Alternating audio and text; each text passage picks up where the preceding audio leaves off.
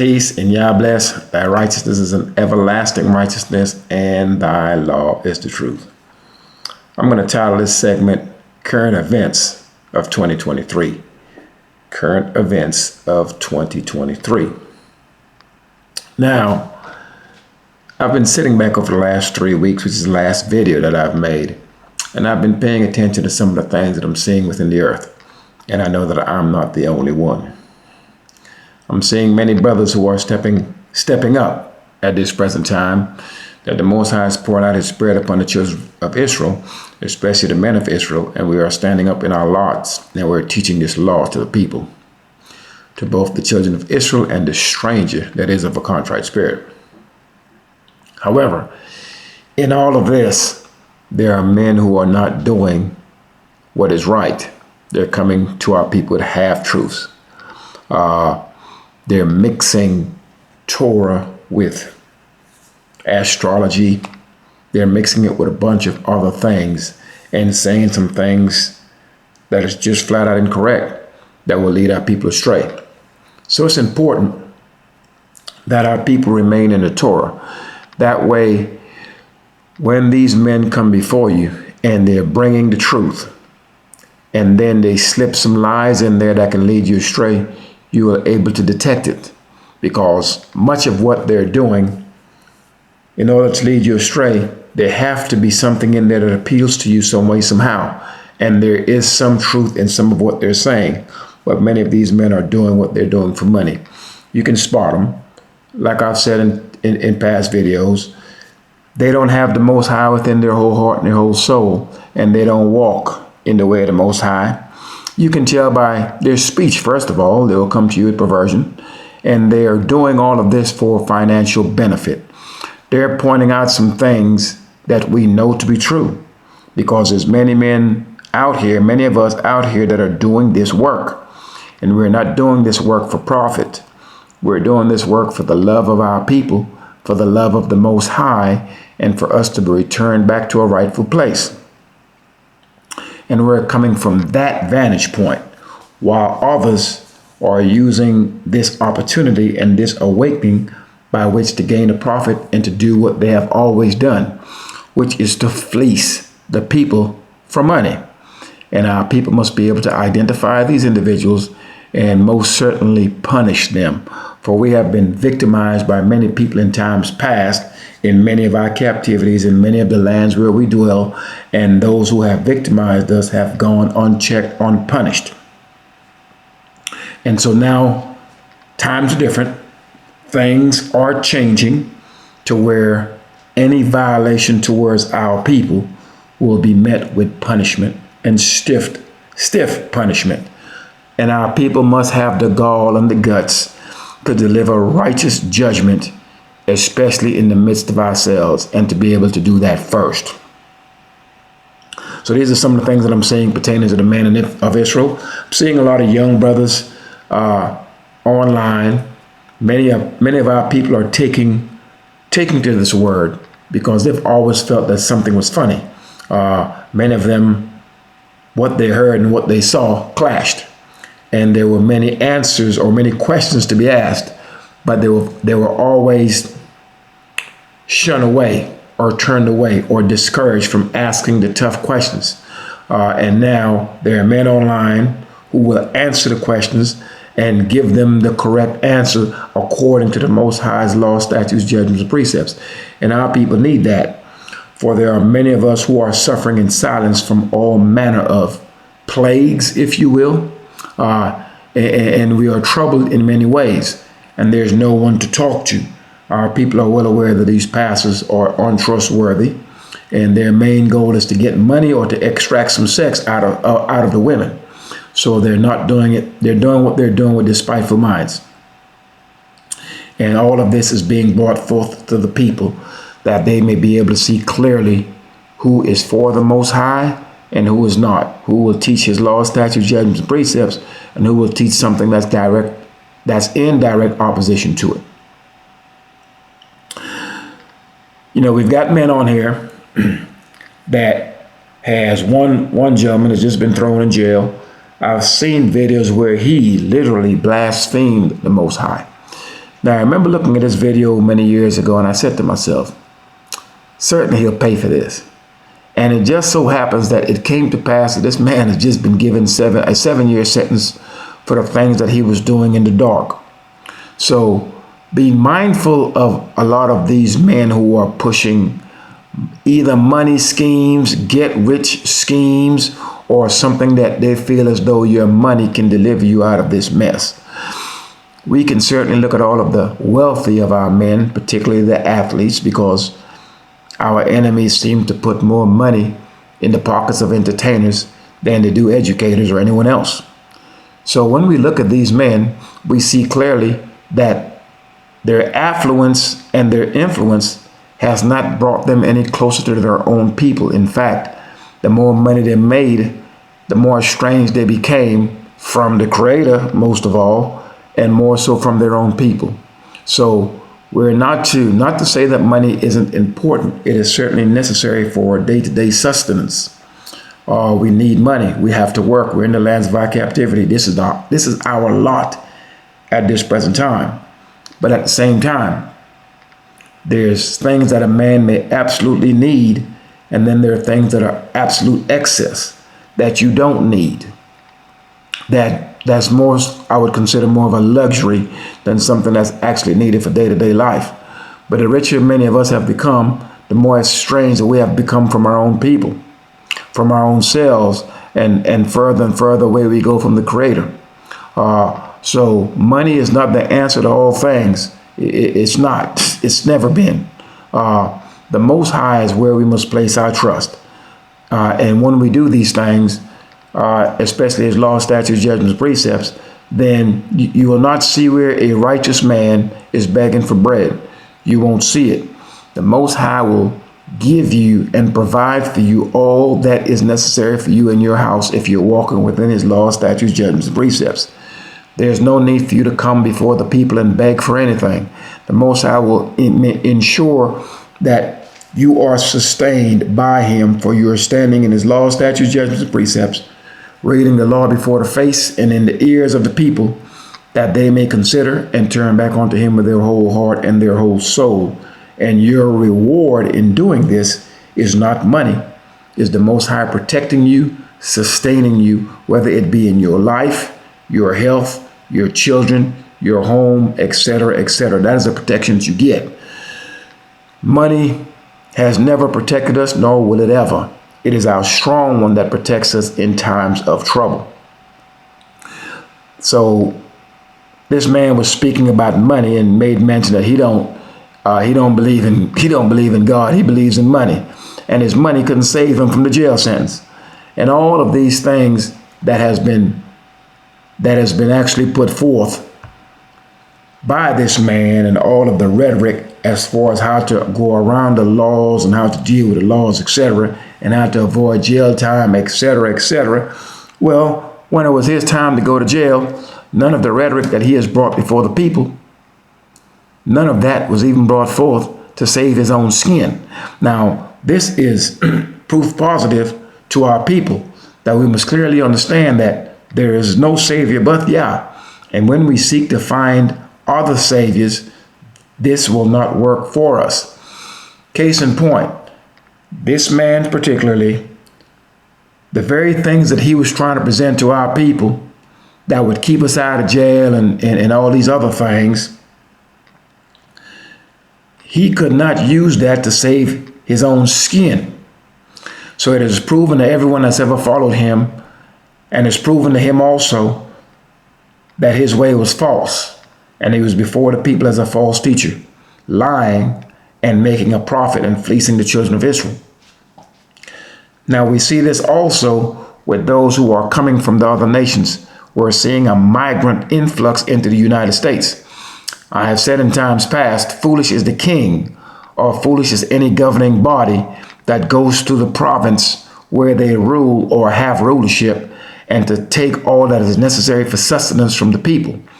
When the king goes through the provinces that he rules over and takes all the bread and the wine and the oil and whatever it is that is necessary for sustenance and takes it back to his castle, he should not be surprised when all of those people show up at his castle door hungry for bread.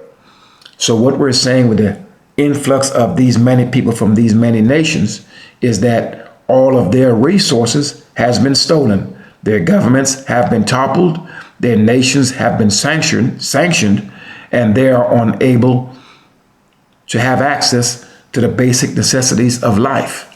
And those who are doing these things to these people have taken all of those resources and have gone back to the castle. So what will the people do?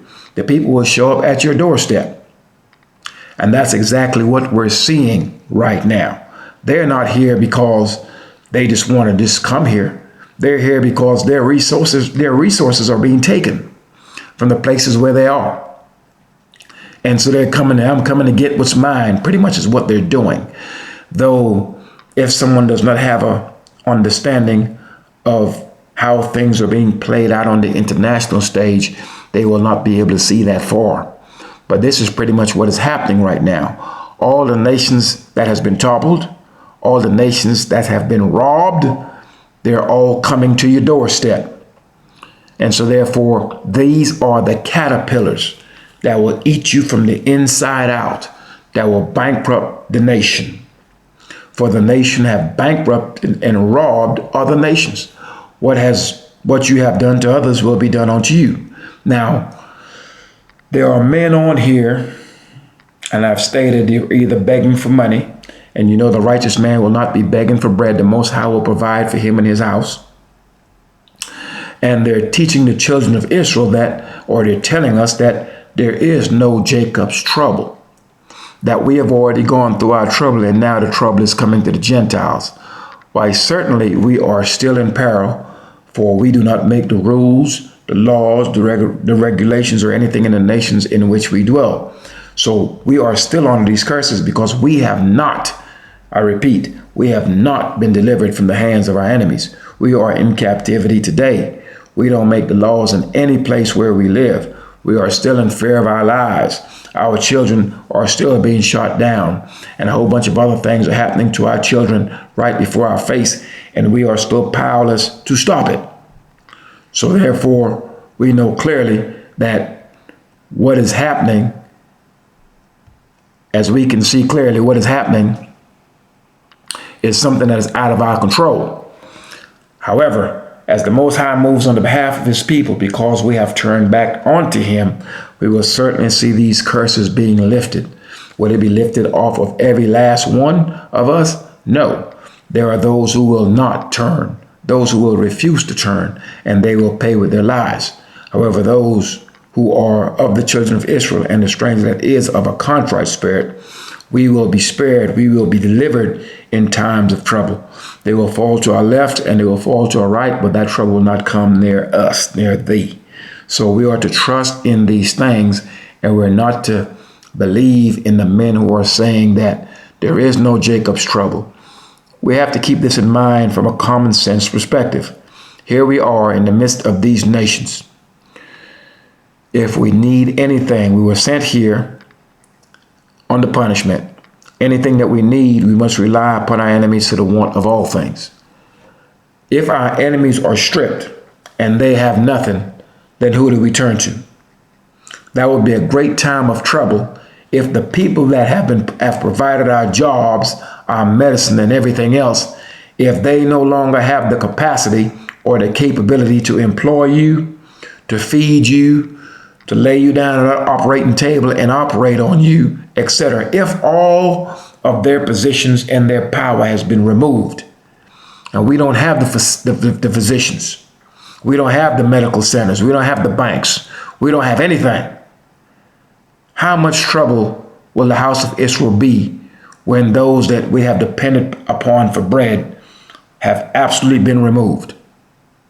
And we are unable to do these things ourselves because in recent memory, we cannot remember or recollect how these things were done.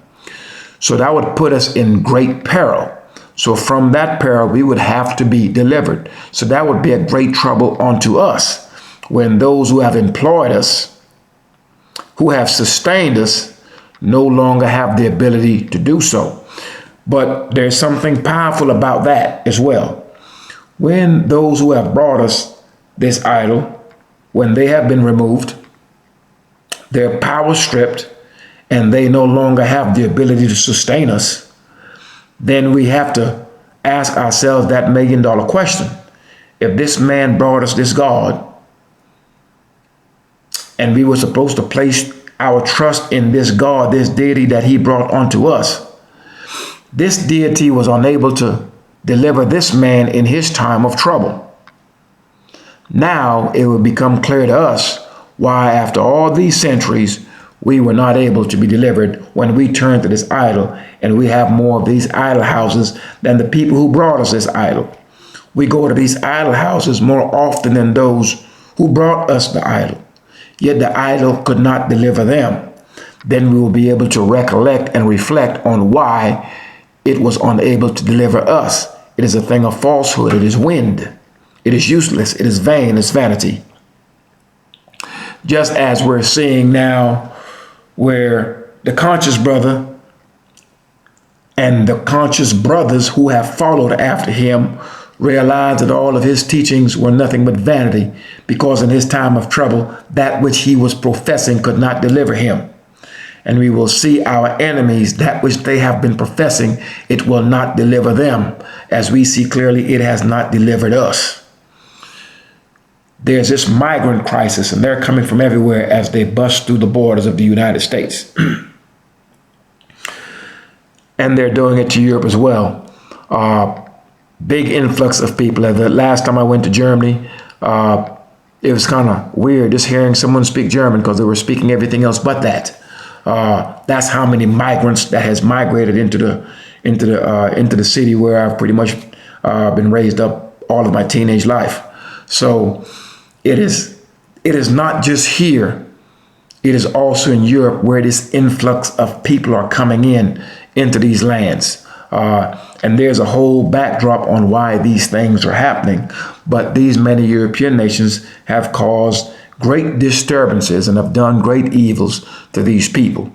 And life has been miserable and unsustainable in their current lands. And so now everyone's going to go where the money is, or they're going to go where the food is.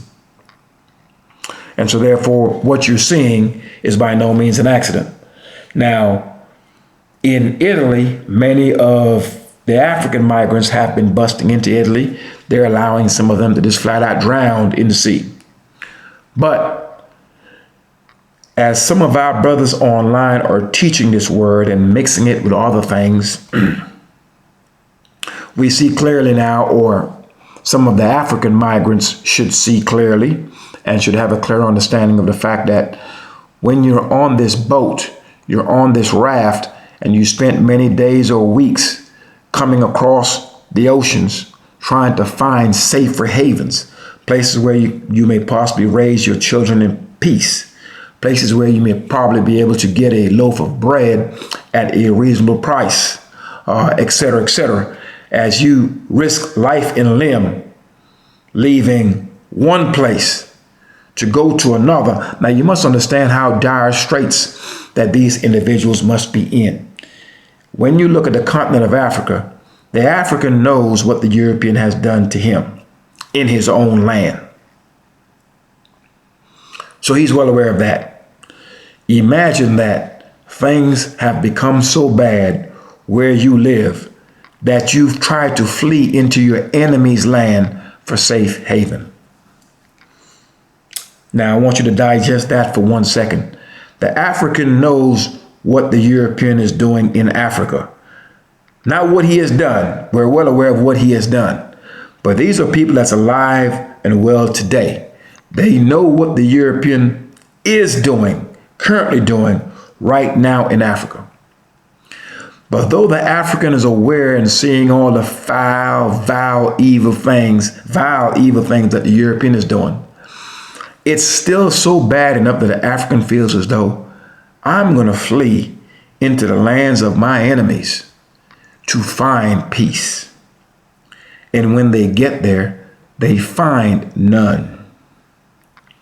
And when they're on this journey, on these makeshift rafts and boats, the very witch doctor that they always wanted to go see and think that he had some kind of power, He's in the raft right alongside them.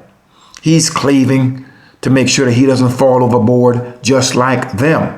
So they may have thought that he had the power to remove sickness. They may have thought that he had the power to place a hex on somebody or to place a root on somebody or something silly like that. These are things that we were specifically told that we were not to be involved in.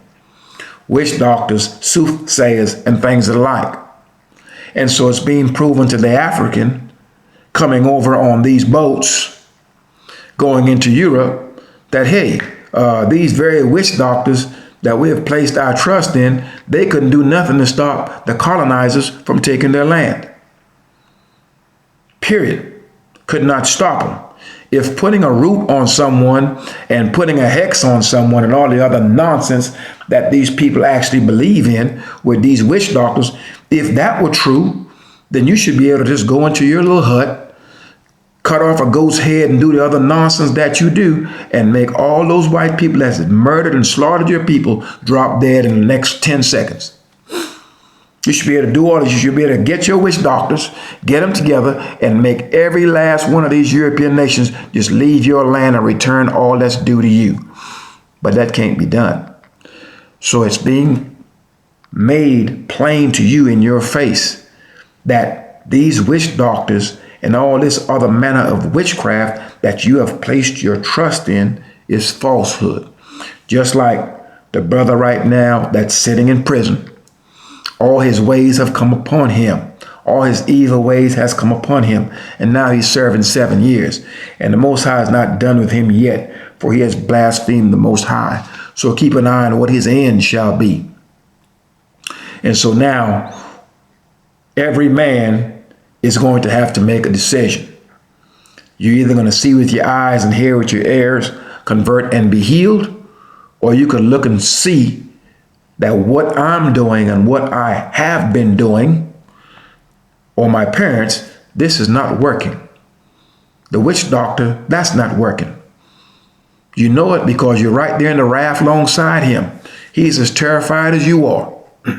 He can't deliver himself, and he certainly can't deliver you. So these are some of the realities that we're going to have to face. We're going to have to turn to the Most High with our whole heart and our whole soul. Period. And we will see the meshing and the coming together of the children of Israel from the diaspora.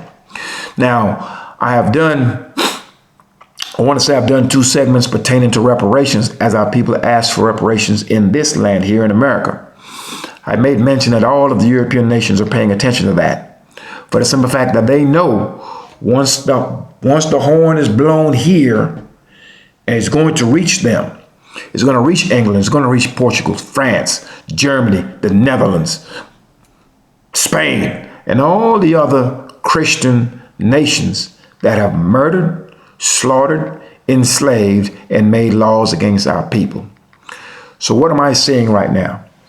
I'm seeing an uprising of our people in the many nations where we dwell, calling upon God, calling upon Yah, unbeknownst to them.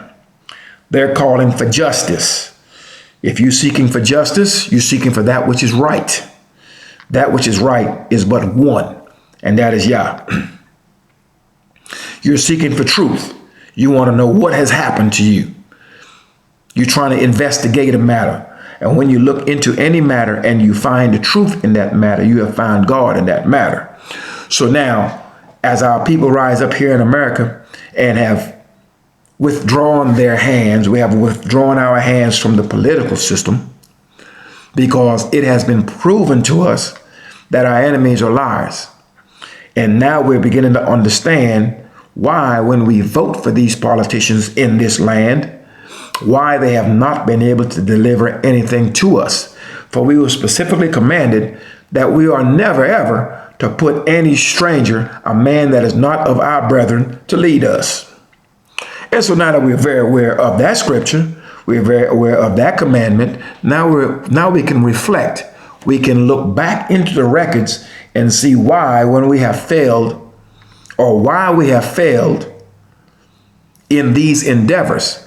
In the many nations where we dwell, we go and vote for people who don't look nothing like you.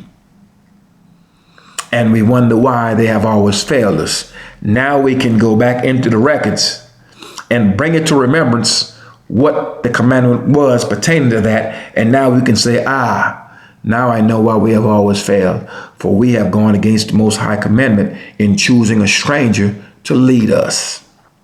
So now we're able to recollect and bring all these things to mind. As we do all of these things, we're beginning to withdraw our hands from the many political systems of the many nations in which we dwell. There is no game if we do not play. As we withdraw our hands from these nations, they crumble, and they crumble quickly. It is important that these nations have us cleave unto them. For once we cleave unto them, the Most High can't work for us. Remember, the Most High said that he will sift and separate us from these nations. The process is taking longer because many of us still want to hold on to the ways of the heathen. When we decide to let go, we're not participating in your governmental system. We understand that this system is wicked. It has been from its inception. And a righteous man will not put forth his hands to be involved in anything that is wicked and corrupt and that is anti-Yah's law. We will withdraw our hands from it, for we know at some point the Most High is going to cause a recompense for whatever it is that they're doing. And the righteous man is smart enough to know when the hammer drops, when the gavel falls, I don't want to be a part of this recompense right here. I will withdraw my hands and stand back and bear witness to the wicked being destroyed. So there's no righteous man trying to be a part of some wickedness. And these governmental systems are wicked systems. And this system is Christianity. I've discussed this before. So therefore, as we withdraw our hands from these many nations, what you will see is you will see them crumble.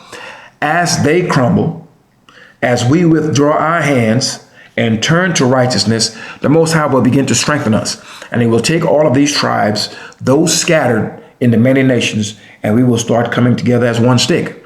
I'm seeing evidence of that. Though slowly, I am seeing evidence of this. I'm seeing many of our young brothers step forth now online, speaking of the Most High's law, statutes, judgments, and precepts. Not a bunch of old men who are halfway in the grave, and now they're deciding to do what's right and speak that which is right. I'm seeing the young men being raised up. Keep in mind that these old men are the main reasons why we're in this mess. Because the young men have done nothing but what the older men have done. The older men have walked contrary to the Most High's law, statutes, judgments, and precepts. It's the older men that were pimping out our women. It's the older men that were running through our women. It's the older men that had our young men dealing drugs to each other. It's the old men that put the guns in the hands of our young men and have led them astray. It's the older men that's the pastors that's running through the women and laying down with the boys and stealing the people's money and teaching them lies. It's the older men that have done all of these things. So it's going to take the young generation who's going to stand up in righteousness and not be afraid of their enemies as the older men are, and will not stand and fight, because the older generations have not been given a spirit by which to fight. They were cowardly, and rightfully so. The Most High Spirit was not upon them. You're not going to read in our records where the Most High Spirit was upon a man and this man was just scared of his enemies. The Most High Spirit strengthens you, and Torah strengthens and emboldens us against our enemies, which brings to mind that we are the people of the Most High and that we are family. And when we see one of us hurt or being hurt, we're not to stand by and pull out our phones and watch. We're to come to his aid. Simple as that. We're not to sit back and watch some other people do harm unto one of our sons and daughters. And we are to teach our sons and daughters at an early age that we are to have respect unto each other. And we're to teach them that this is God's people. We are God's people. But right now, our mindset is we don't like them ends on the west side. We don't like them ends on the east side, them ends over here. And them. We do not see each other as the children of Israel. And once we start having a responsibility towards each other, first we must turn to the Most High. As we reconcile ourselves unto the Most High, then he will reconcile us back onto each other. And that way we will be able to look at each other as the apple of the Most High's eye. And you will be less likely to say things that are harmful to your own brother, let alone do something that's harmful to your own brother. And if you were to make such an error and to harm your brother unrighteously, there will be 1,000 brothers looking for you. And they will enforce that righteous judgment. That way, before you make a move to do harm unto one of your people, you will first consider what those consequences will be. And right now, there are no consequences when we decide to do harm to each other. We are right now so backwards that we expect our sons to be safe in the neighborhoods of our enemies, when in their own neighborhoods, they're not safe in the midst of their own people. And so we have the cart before the horse. But slowly this is changing, and it will change more so as we withdraw ourselves from these many nations. So what I'm seeing now is, it's a beautiful thing to see. I'm seeing men actually standing up. Many of our old unrighteous men are being pined away. They're dying. And that's a good thing, because I golf with a bunch of brothers, and some of them are older. And these old men, some of them are just, their speech is vulgar. And I'm talking unnecessarily vulgar. This man, one of them I'm speaking of, he's over 60 years old. If you hear him speak, I just don't even like being around him because he is so vulgar in his speech.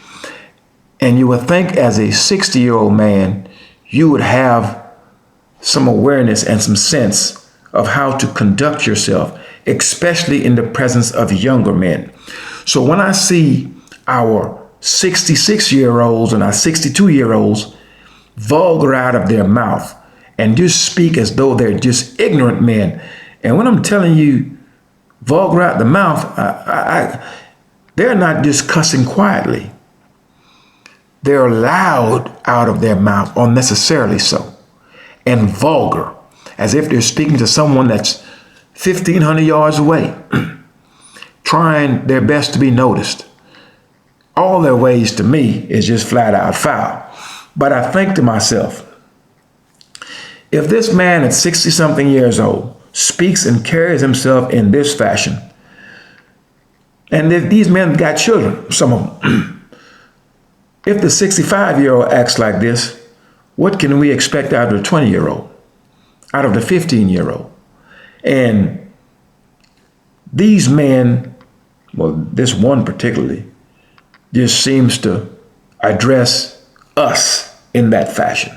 So I would like to think that some of our men have never been shown any respect by men who look like them. So when they speak to other Israelites, they speak to them with the same disrespectful tone that they have received in the days of their youth. But you take that same man and put him before a white judge, and he will clean up his language. He will be the most respectful man you've ever met. He will do this for his enemies. But when he's speaking to his own brother, it's nothing but discontent, disgust, and absolute disrespect.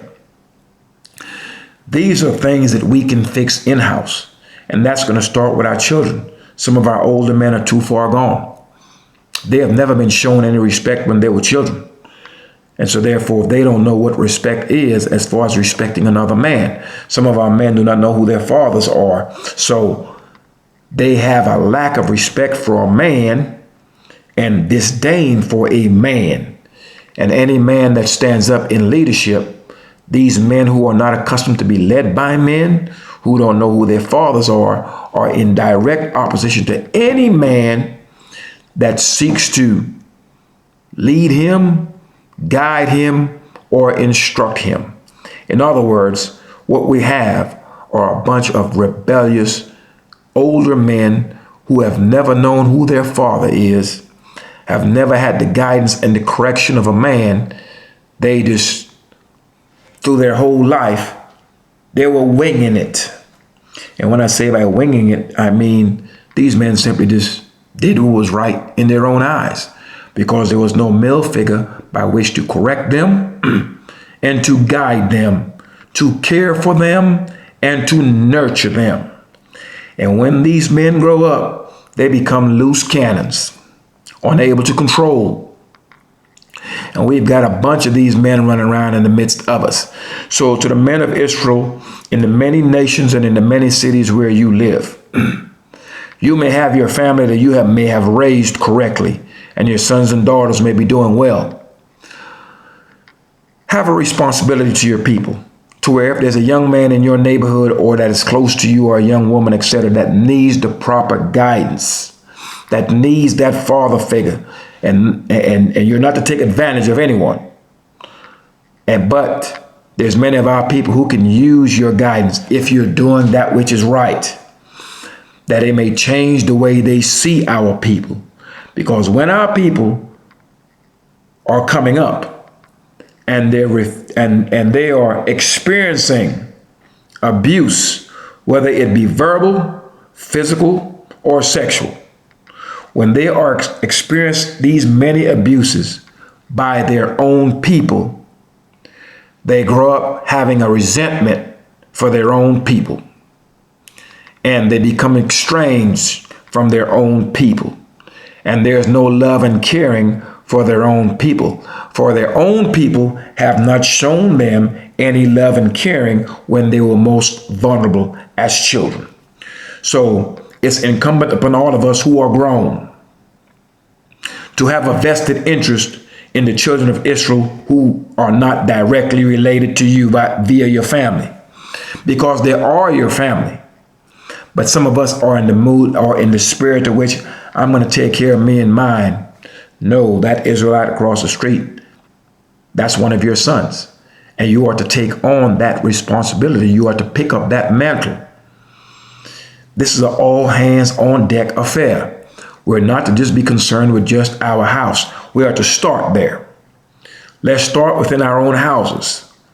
And once we can get that right, and we can get our houses doing that which is correct, then those who need a helping hand, who need that guidance, who have not heard of the Most High's law, etc., we are to turn them and give them direction by which to turn to the Most High and give them counsel that is sound in Torah. And in so doing, we're not to be taking advantage of them. Once we start to see each other as God's people, we treat each other differently. We will treat our women differently. We'll treat our men differently. We will interact with each other differently, because we understand that to go against the Most High's people and to do them an injustice in any way, shape, or form, to deal with them in an unrighteous manner, will carry a stiff penalty, and that penalty will be executed by the Most High. So if we are aware of these things, every time we come to a man of Israel, we will speak to him with disrespect. We will not speak to him with disrespect. We will speak with him in a manner that is respectful. We will deal with him in a manner that is just. And so will we with the children of Israel as well. For we will understand clearly, if I'm to mess with the apple of the Most High's eye, there will be a punishment for that. Right now, we have a total disregard for each other. That will be removed from our hearts once we turn to Torah. So I would like to say to those men and women of the house of Israel that are walking in righteousness, what you have learned and that which you know is not for your sake and your sake alone. There are others around you who may want to know this information. There are others around you who could care less about this information. And that's okay. For as things get rougher, and they are, you're going to the grocery store, you're seeing the interest rates on things. Everything is becoming more and more expensive. And the lifestyle that many used to live that were quote unquote high on the hog, all of a sudden they're experiencing hardships that they have never experienced before. But the children of Israel, we are well trained in hardships. Hardship has been all that we have known. And so as we turn to the Most High, and we keep his laws, statutes, judgments, and precepts, especially when we're keeping his holy days, that is a time where we, for the first time, get to experience peace. For the law grants peace. So Children of Israel, continue on the path of righteousness. And this is just a word of encouragement to you, that you may understand that you're not alone. I do understand the importance of these videos, for it fuels you to continue on. And that's good. And when I don't launch a video, there are others out here who are teaching that which is right. And if you're reading the book, the minute they decide to go off course, you can pick it up. But continue reading. And not only that, live this law. Stand up in it. If there's anyone that's around you that comes in contact with you daily, if someone were to ask them, do you know someone that walks in the Most High's law, statutes, judgments, and precepts? That person should be able to say, yes, I know that one man, or I know that one woman that does, and this person is such and such. So do understand that you are very different. You are very set apart. And of all the people you know, you are probably one in your area or two that actually walks in the law. And those numbers will continue to increase, especially when things get bad. In the times of old, when the Most High wanted to get Israel's attention, the evil is what did it. When he sent hardships upon them, famine, dearth, thirst, want for bread, and captivity. So hardship is one way that we've always taken the hard road. However, it doesn't have to be that way. We can take the easy road. The easy road is just turning back onto the Most High's law, statutes, judgments, precepts, us and our children, with our whole heart and our whole soul. That's it. At times, I'm thinking that may be so easy, it's almost unbelievable to some. No baptism required, no sitting in no church house for 2 or 3 hours, mumbling and babbling to idols. You don't have to do any of these things. Turn and face Jerusalem from the lands of your captivity within your own house. Go into that Torah, read it and live it, and do it, and encourage others to do the same. And we will be granted peace in the many lands of our captivity. Peace, Israel, and Yah bless. Thy righteousness is an everlasting righteousness, and thy law is the truth. Before you right now, you're able to see clearly all the things that you have placed your trust in, and in the people, the politicians, the pastors, the witch doctors, and all of that. All these people that you have placed your trust in, you're beginning to realize that they have all failed you. And the Most High said clearly, none can deliver out of his hand. Your politician can't save you. Your pastor can't save you. The obeah man or the witch doctor, the soothsayer, he can't save you either. They're all going to be trying to save themselves. And when the trouble hits, you will see that the politician can't deliver himself when he's caught up in bribery and rape charges and extortion and whatever else he's going to get caught up in.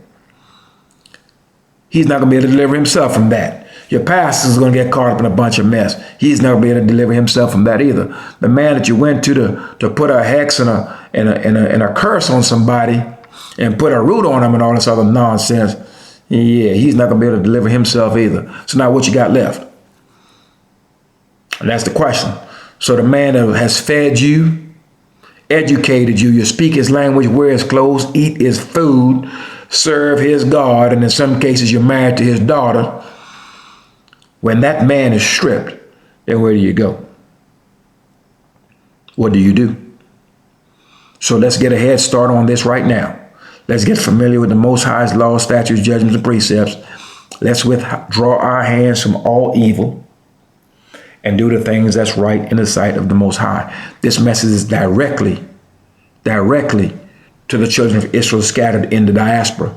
But those of you who are not of the house of Israel, who are not of the seed of Jacob, that seek after righteousness with your whole heart and your whole soul, this message goes to you too. That you have to do that which is right in the sight of the Most High, and you to withdraw your hands from evil against anyone, and at any time you're not to be partakers in it. And as we start to withdraw ourselves and withdraw our hands from evil, all the things that you see before you fall apart, for they have been built by evil men. And when they did all of these things were done with despiteful minds. So anything a house built by an evil man using evil methods will certainly be crushed by the Most High. Once again, peace and Yah bless. Thy righteousness is an everlasting righteousness, and thy law is the truth. We're dealing with a double Sabbath, at least for those who keep the blowing of the trumpets on the first day of the 7th month.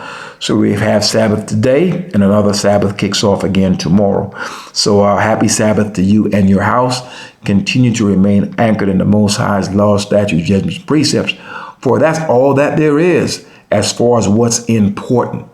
Everything else will be stripped away. Everything else will be stripped away. Peace, Israel, and Yah bless.